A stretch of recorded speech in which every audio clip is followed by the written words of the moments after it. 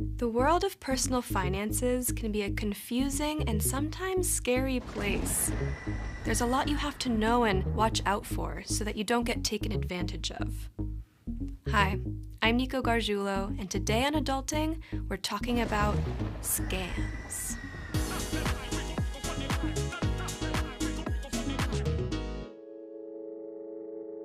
Scams seem like they're everywhere these days. We get texts and emails with fraudulent links, phantom phone calls, and sometimes we even get scammed in person. There's a lot we have to watch out for, but not all scams are as obvious as you might think.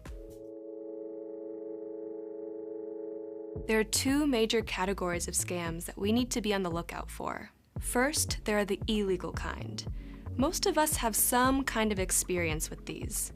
We've all received suspicious texts, emails, or phone calls trying to find out our personal information in order to illegally access our money or various accounts. The second kind are known as predatory scams. These are usually legal, but can often be just as deceptive and financially devastating as illegal scams. Illegal scams can take many forms, but their intent is often the same: to get your personal information in order to access your credit information or steal your money. This personal information can include things like your social security number, credit card number, or your address. Most legitimate companies will never ask you for your account information. So if you receive a text, email, or call asking for login or other personal information, there's a good chance it's a scam. Rental scams are also on the rise and often target young people.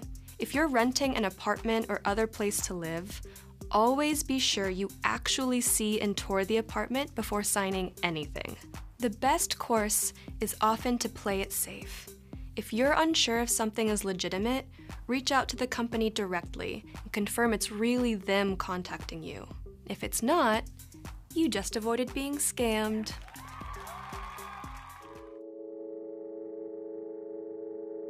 In some ways, predatory scams can be even more difficult to spot than illegal ones.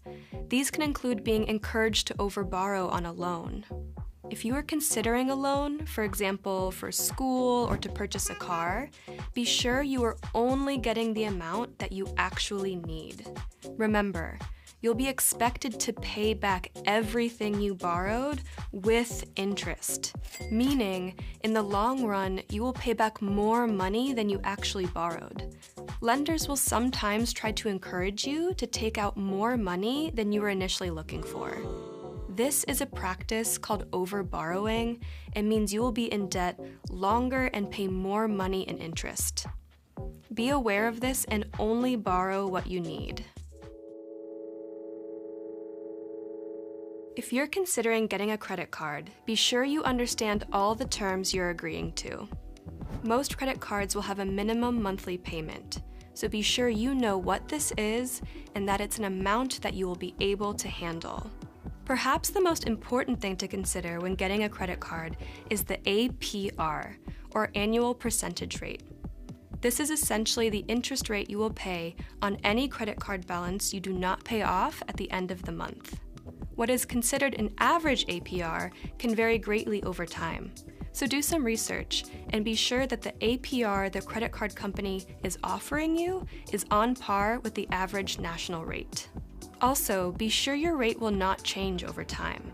Sometimes, credit card companies will offer low introductory rates that will increase significantly after the first few months. This can be a red flag. If you are considering a credit card with a variable APR, be sure you know what the new rate will be and when the rate will change.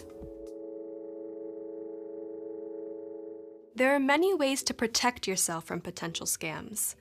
Always keep your account information private. If you think one of your accounts has been hacked or the information has been compromised, change your password. Never share your personal information. If someone is asking for your birth certificate, social security number, or account numbers, it could be a scam. If someone's asking for any of this information, be sure you know exactly who they are and exactly why they need the information. Keep a close eye on your finances. Track how much you are making and how much you are spending. Don't overborrow and don't allow yourself to accumulate more credit card debt than you're able to pay off. We've talked about a lot, so let's recap. First, always be on the lookout for scams. If something feels suspicious, there's a good chance it's a scam. Second, always understand the terms of any loan or credit agreement you are entering into.